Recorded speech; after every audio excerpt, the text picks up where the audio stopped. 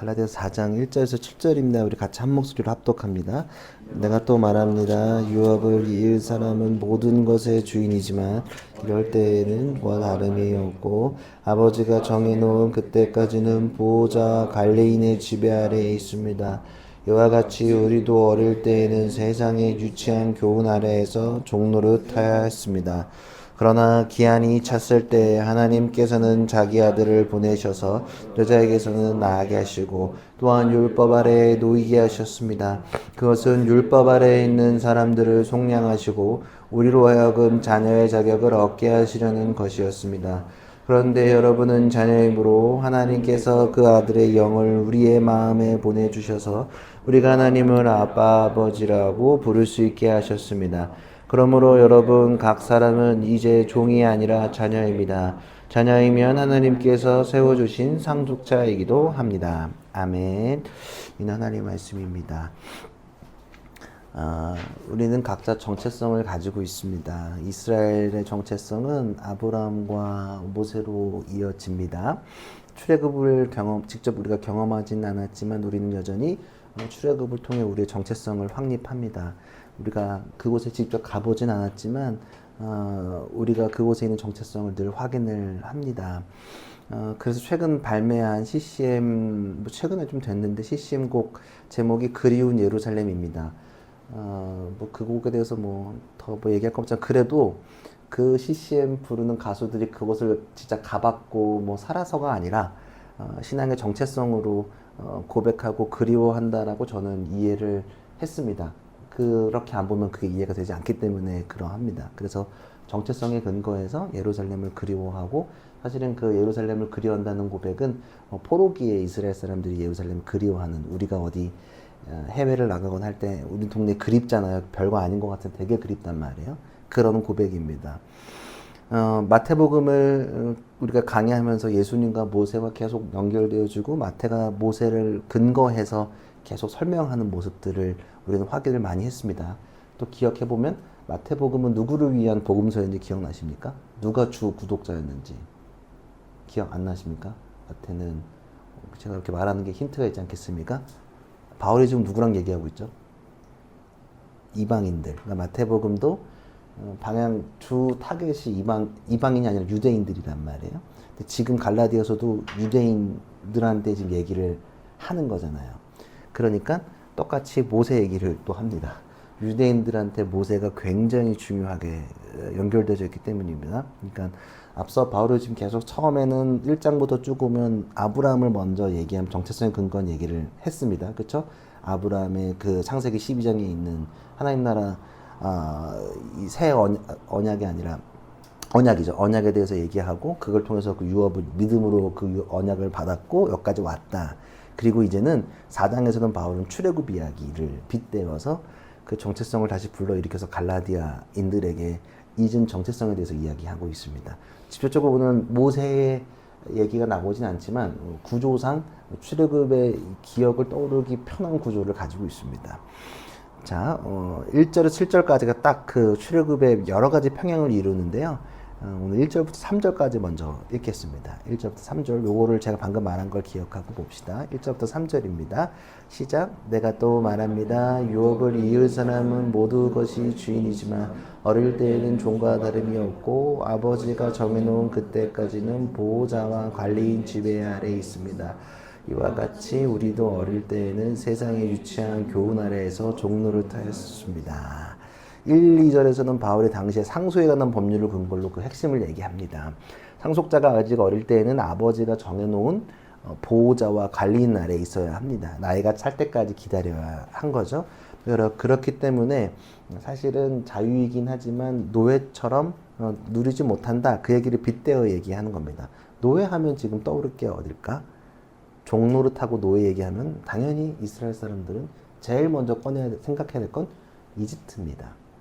출애굽이 떠오를 수밖에 없습니다. 왜냐하면 그때가 바로의 억압 아래서 노예에 살던 것과 비슷합니다. 그리고 또 기억해야 될 건 뭐냐면 모세 이전에 유업을 받았다 안 받았다? 받은 상태고 상속자다. 왜? 누구의 상속을 받은 상태였기 때문에. 아브라함으로 이어지고 있잖아요.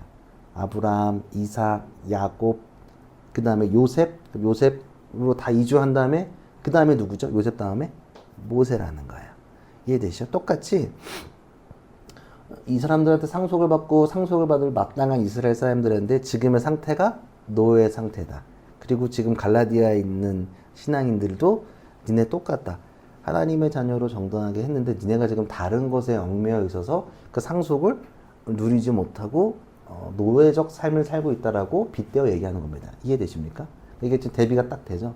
광야, 니네 종이야. 그럼 종하면 탁 떠오르는 건 맨 처음은 일단은 무조건 이스라엘 사람들한테는 출애굽입니다. 그때 내가 노예 생활을 했었거든.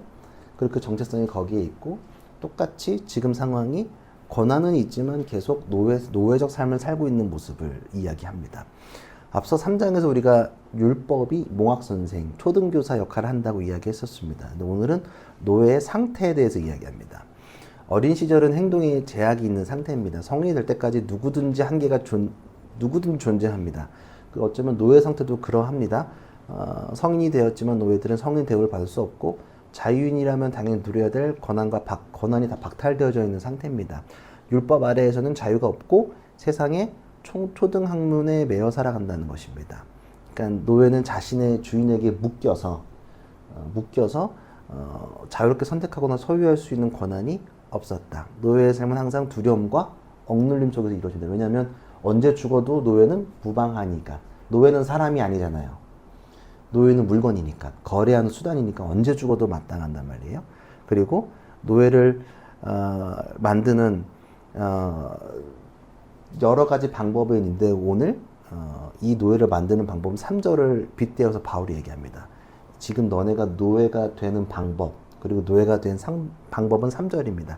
3절을 제가 다시 한 번 더 읽어드리면 이와 같이 우리도 어릴 때는 세상의 유치한 교훈 아래서 종로로 타였습니다.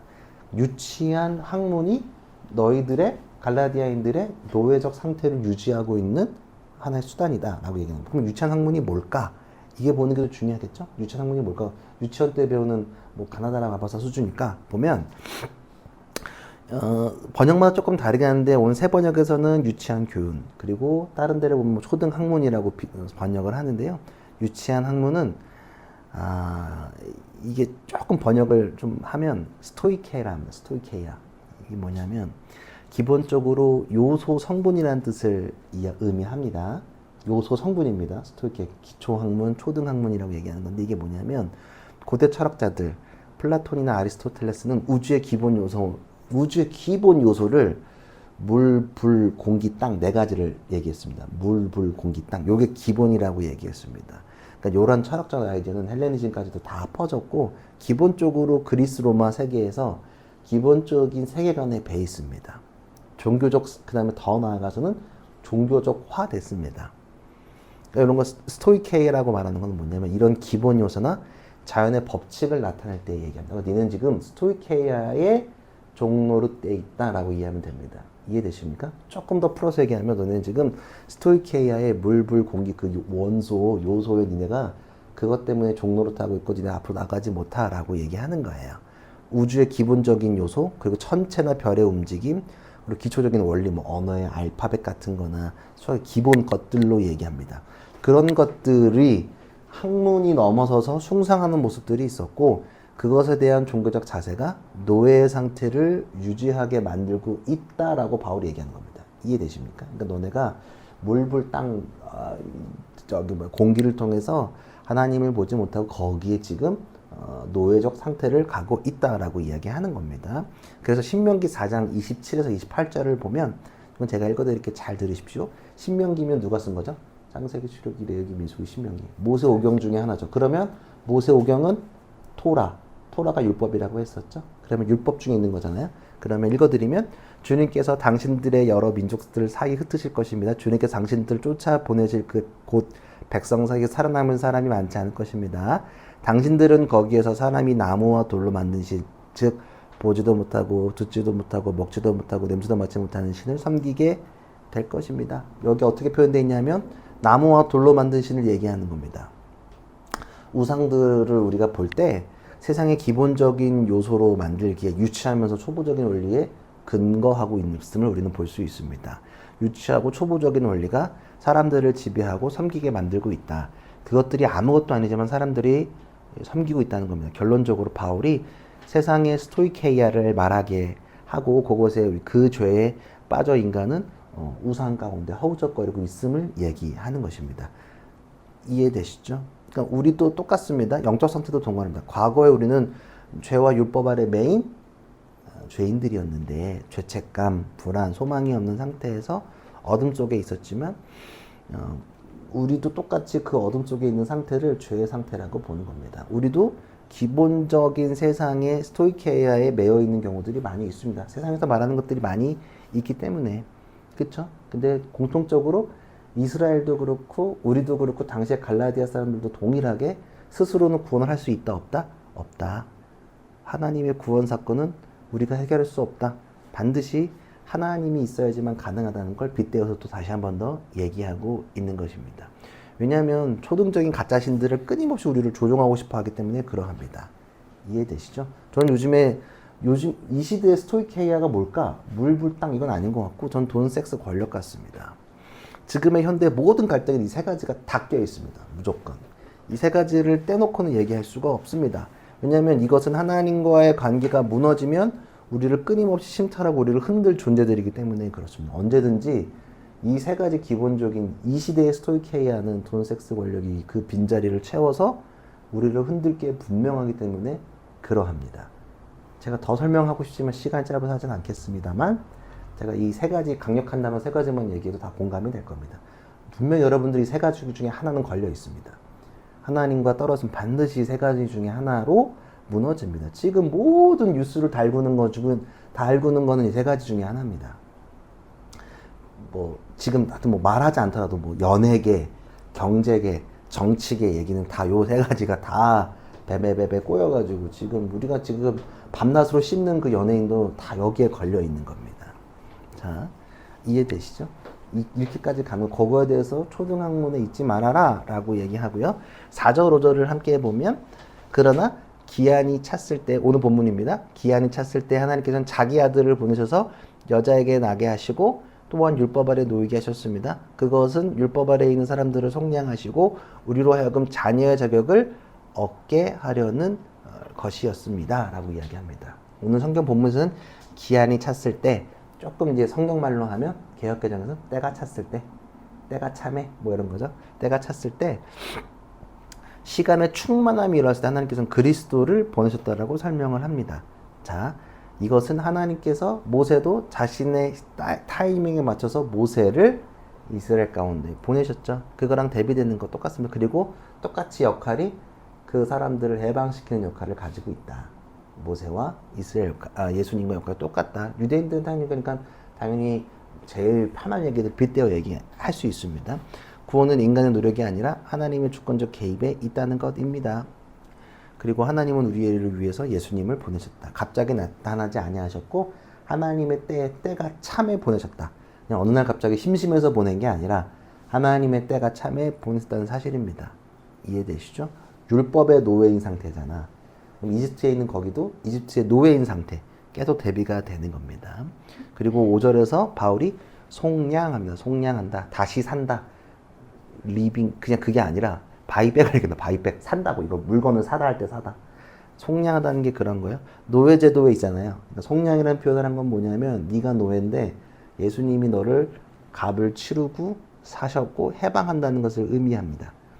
예수님의 희생이 모든 대가를 다 치렀다. 돈 주는 걸 돈 주거나 뭘 하거나 해야 되는데 다 치렀음을 얘기하는 것입니다. 그리고 예수님의 그 희생은 율법, 오경, 토라가 요구하는 것을 다 치렀다는 것을 의미합니다. 이해되시죠?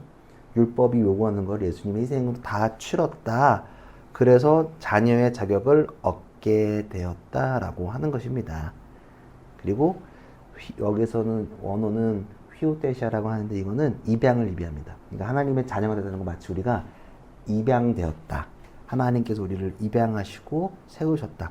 왜냐하면 본질상 우리는 죄의 상태에 있었기 때문에 죄의 자녀였거든. 근데 그걸 속량하면서 우리를 입양하시고 한 가족이 되게 했음을 의미합니다. 예수님은 새로운 출애굽을 입는 사람이다. 그런 존재임을 다시 한 번 더 이야기하는 겁니다. 6절, 7절을 보면 오늘 이렇게 또 얘기합니다. 그런데 여러분은 자녀이므로 하나님께서 그 아들 영을 우리 마음에 보내주셔서 우리가 하나님을 아빠 아버지라고 부를 수 있게 하셨습니다. 그러므로 여러분 각 사람은 이제 종이 아니라 자녀입니다. 자녀이면 하나님께서 세워주신 상속자이기도 합니다. 자, 이번 주에 후배가 목사 안수를 받았습니다. 감신 후배이긴 한데 감리교단이 아니라 다른 곳에서 안수를 받게 된 후배였습니다. 제가 웬만하면 제가 안수 받을 때 친구들이랑 이렇게 와줬던 기억들이 있고 또 교회에서도 목사님이랑 장로님 오셨던 또 가족들로 좀 처음으로 누가 와주는 게 좋은 거구나라는 생각을 제가 살면서 처음으로 해봤습니다. 물론 제가 분당에서 안수를 받아서 많이 올 수 있는 기회도 있었지만 되게 좋았고 또 뭐 졸업식에 민상이도 왔었네. 졸업식에 민상이도 왔었고 대학원 그러니까 온 게 되게 싫지 않더라고. 내가 갈라 그러면 되게 귀찮았는데 막상 오니까 되게 좋아서 그때 이후로 제가 웬만하면 안수식에 기회가 되면 가려고 지인들이나 후배들이 있으면 가려고 하는 생각이 들어서 그때 이후로 이제 부산도 갔습니다. 안수식 보러.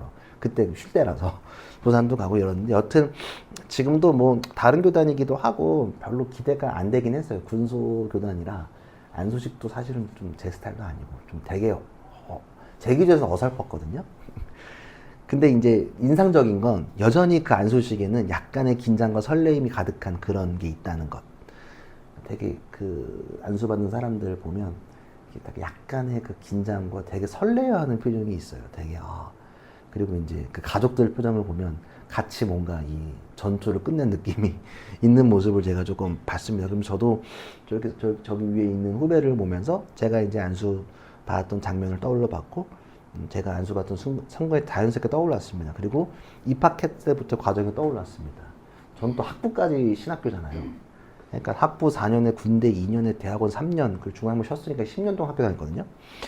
그러니까 오래 걸렸어요. 그러니까 학부 때부터 신학교 다닌 시간 너무 오래 걸렸고 사실은 제가 느낀 건데 안수식보다 중요한 건 요 10년의 과정이 더 중요했다고 저는 생각을 하는데 왜냐하면 안수식이 특별한 무언가가 있지는 않기 때문에 그러합니다. 가운과 스투를 받긴 하지만 내가 갑자기 뭔가 바뀌거나 능력이 나온다거나 뭐가 바뀌는 게 없습니다. 그냥 목사님들이 손 얹고 기도해 주시는 거 축복하는 거 말고는 없기 때문에 그러합니다. 근데 그 손을 얹고 나서 되게 달라지는 게 되게 순간적으로 많아지는데 일단 명칭이 바뀌었단 말이에요. 전도사라고 안 부르고 목사님이라고 불러주고 그리고 축도를 할 수 있는 축복권이 생기고 누군가의 머리를 손을 얹고 기도할 수 있는 권한이 굉장히 생깁니다. 목사들은 기도할 때 머리 안수해서 하는 걸 굉장히 전도사 때부터 하고 싶은데 그 수련회 가면 막 하고 싶어 해요. 그리고 되게 어려운 건데 그거 생기는 것도 있고 세례와 성찬이 가능합니다. 이게 별거 아닌 것 같지만 그 순간 이 지나고 나면 생긴다는 거예요. 근데 그 권한은 이 목사가 준 게 아니라 누가 줬냐 하면 성부, 성자, 성령의 이름으로 부여됐다는 사실입니다. 권한을 받은 사람은 어리둥절하지만 무언가 달라진 나의 권한을 잘 써야겠다는 생각이 듭니다. 그래서 나에게 주어진 책무와 책임을 또 권한을 잘 써야 하겠다는 생각이 드는 겁니다. 바울은 오늘 보면 우리가 종이 아닌 하나님의 아들이 되었고 그러므로 하나님의 상속자가 되었다고 말합니다. 이를 구원을 통해 얻게 된 우리의 신분 변화를 나타내는 겁니다. 자, 출애굽 사건을 다시 한 번 더 가면요.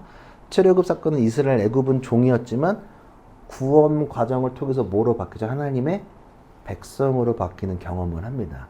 그들은 물론 목사 안수식보다 더 큰 경험을 하고 과정을 겪으면서 가지만 종이 아니라 너희는 하나님이 택하신 백성임을 경험하게 되고 선포하게 됩니다.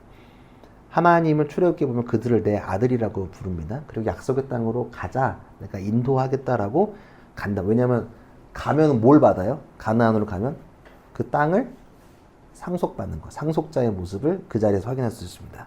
이해되시죠? 마찬가지로 그리스도 안에서 해방된 그리스도는 이제 단순히 용서받는 게 아니라 하나님 가족의 일원으로서 하나님의 유업과 그런데 영생과 완전한 교제를 누리는 권리를 받은 상속자가 되는 겁니다. 이해되시죠? 그런 게 된다라고 얘기하는 겁니다. 요한일서 3장 1절을 보면 이렇게 요한이 이렇게 얘기했네요. 아버지께서 우리에게 얼마나 큰 사랑을 베푸셨는지 생각해 보십시오. 하나님께서 우리를 자기의 자녀라 일컬어 주셨으니 우리는 하나님의 자녀입니다. 세상이 우리를 알지 못하는 까닭은 하나님을 알지 못하기 때문입니다. 라고 얘기해요. 아브라함의 족보에 우리가 믿음으로 합류가 됐습니다. 더 나아가 이제는 족보에도 들어갔고, 그러면 이제 또 다른 게 뭐가 있냐 그러면 주님께서 십자가 우리를 속량하시고 그의 자녀가 되었다. 그리고 엄청난 특권이 우리에게 주어졌다는 사실입니다. 당장 무엇이 바뀌었냐라고 물어보면 느껴지지 않지만 한밤의 꿈 같은 느낌일지는 몰라도 하나님 자녀로서의 정체성을 하나님 회복하고 하나님과 다시 연결되어지고 축복을 누리는 것에 있다는 사실입니다. 이해되시죠? 너무 딱딱딱하죠? 자, 그리고 오늘 보면 6절에 보면 성령의 역할이 나옵니다. 바울은 성령을 통해 믿는 자들이 하나님을 아바 아버지라고 부를 수 있다라고 말합니다.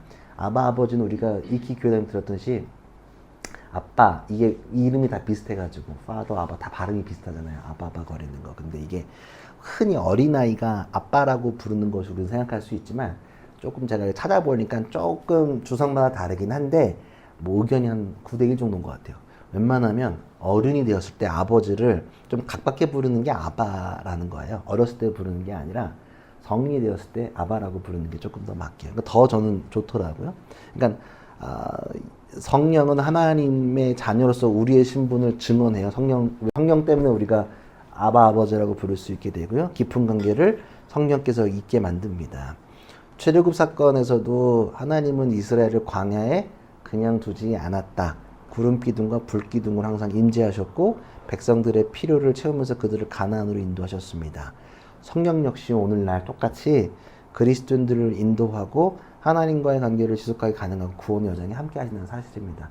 우리가 모든 성령, 이 하나님을 우리가 예수께서 속량하시고 그리고 우리가 이제 성령의 힘으로 하나님을 이제 진짜로 아바 아버지라고 부를 수 있다는 사실입니다. 이게 큰 은혜라는 사실입니다.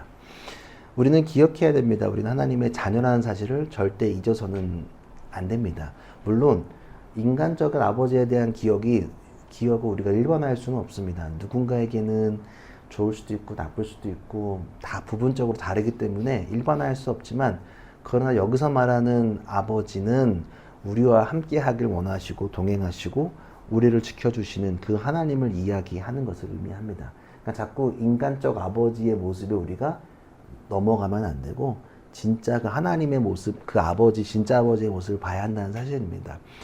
하나님의 자녀는 더 이상 노예가 아닙니다. 더 이상 율법이나 세상의 가치 체계에 묶여 사는 종들이 아닙니다. 대신 하나님의 아들로 선언되었고 상속자로서 존귀한 위치에 서 있게 되었습니다. 그것이 저와 여러분이라는 사실입니다. 속량해 주셨다는 사실은 하나님의 전적인 은혜입니다. 인간의 공로나 우리가 율법을 잘 지키고 어떤 행위로서가 아니라 예수 그리스도의 속죄로 인해서 구원이 이루어졌다는 사실입니다. 그리고 속량은 과거부터 오지만 과거로 끝나는 것이 아니라 과거와 오늘과 내일을 이어지게 됩니다. 왜냐하면 그것을 잇는 분은 성령이기 때문에 과거에만 있지 않고 현재와 미래에도 동행하시는 사실입니다. 그리고 현재에서 하나님의 관계를 유지하게 되는 게 역할을 하는 게 누구다? 성령이시다. 성령을 통해서 우리는 하나님을 아바 아버지라고 부르며 친밀히 교제할 수 있습니다. 광야에 외롭게 있는 것 같지만 결국 하나님이 모세와 이스라엘 백성을 동행하셨던 모습이 기억되는 것을 여러분 잊지 마셔야 합니다. 모든 일을 할 때마다 혼자 있는 것 같지만 성령을 통해 우리가 하나 되어져 있고 하나님의 교제 가운데 있다는 사실입니다. 이번 주 그냥 영화 한 편이 보고 싶어서 팀 버튼의 빅피쉬를 봤습니다. 어렸을 때 보긴 봤는데 기억이 잘 안 나서 다시 한 번 더 좀 꼼꼼히 봤습니다. 전체적인 줄거리보다 저의 마음에 남겨진 몇 가지 장면이 있어서 좀 얘기해 보려고 합니다. 주인공 에드워드가 어렸을 때 성장통을 겪었거든요. 근데 그 사람이 했던 말이 이제 아들한테 하는 얘기인데 내 거인병에 대한 답을 찾다. 키가 그냥 빨리 컸어요. 그 순간. 그러니까 성장통이죠. 내 거인병에 대한 답을 찾다가 금붕어에 관한 항목을 발견했어. 작은 그릇에 놓으면 계속 작은 상태지만 더 많은 공간을 주면 2배, 서너 배로 자랄 것이다. 이 모든 게 내가 더 큰 공간을 지향하기 때문이라는 것을 알게 됐지. 그래서 이 주인공은 어디로 가는 걸 두려워하지 않아요. 그리고 자신이 어마어마하게 큰 사람이고 큰 곳을 향하고 있다는 것을 보일 수 있는 큰 자존감이 느껴진 대사였습니다. 그러면서 여기서 인상적인 건 더 이어지는데요. 그리고 얘가 컸어요, 주인공이. 그러니까 동네에 칼이라는 거인이 있었어요. 근데 동네 사람들이 좀 마을 떠났으면 좋겠다, 무서워하고 걱정하니까 그 은신하고 있는 그 사람한테 가서 이렇게 얘기해요. 거인. 사실 거인이긴 하지만 키 큰 사람이에요. 한 2m 거인증이 있는 사람한테 가서 이렇게 얘기합니다. 당신이 큰 게 아니라 마을이 작은 것이라고 생각해 본 적이 없나요? 진짜 도시는 건물들이 커서 끝이 안 보인대요. 시골에 살았거든요. 근데 이 작은 마을에 있나요? 큰 사람이면 큰 도시에 있어야지. 당신이 떠나길 바래요. 나와 함께 갑시다. 여기가 너무 작다는 생각 안 해요. 나 같은 사람에게도 작은데. 그 대사가 참 저는 좋았습니다. 제가 몰라요. 저희의 상황과 비슷해서 그런가 아니면 제가 지향하는 바가 그래서 그런지 몰라도 너무 확 그 장면이 저에게는 나에게 하는 말 같았어요. 출애굽의 목적은 단순히 애굽을 벗어나는 데 있지는 않습니다. 출애굽의 궁극적인 목표는 뭐냐면 그들이 자유를 얻어서 하나님을 예배하고 하나님의 백성으로 살아가게 하시기 위함에 있습니다. 우리의 자유는 무한한 하나님을 예배하고 하나님의 자녀로 살아가게 함에 있다는 사실입니다. 우리는 이제 노예가 아닙니다. 가족이기에 깊고 넓은 하나님을 볼 수 있게 됩니다. 여러분에게 권합니다. 여러분들은 큰 사람들이고 하나님의 자녀이기 때문에 큰 것을 보며 나아갔으면 좋겠습니다. 우리가 하나님을 지향합니다. 지향이 아니라 지향합니다. 크신 하나님의 뜻을 보면 우리가 나아갑니다. 그래서 하나님을 아버지라고 고백하는 게 습관이 아니라 나의 존재와 나의 가능성을 보여주는 노래가 됐으면 좋겠습니다. 나는 작지 않다. 나는 주와 함께 하기에. 왜냐하면 하나님의 자기하니까 우리가 절대 작을 수 없고 큰 상속을 받은 사람들이니까. 주님이 있기에 큰 공간, 온 열방을 유업으로 받았다는 사실을 기억했으면 좋겠습니다. 여러분들 우리의 가능성은 어떤 공간이나 인원수가 아니라 하나님의 자녀됨으로서의 가능성을 봤으면 좋겠습니다. 지금 여러분의 상태가 조금 부족해 보일지라도 조금 나이가 어리고 연약해 보일지라도 내가 준비된 게 없는 것처럼 보일지라도 여러 가지로 답답해 보일지어도 그거는 그 어항이 작은 거니까 나오면 되거든요. 나온다는 건 뭐냐면 하나님 품으로 와서 무한하신 하나님을 보면서 내가 무한한 그 관계 속에 있다는 사실을 여러분들이 기억하고 나아갔으면 좋겠습니다. 함께 기도하며 주께 나아갑시다.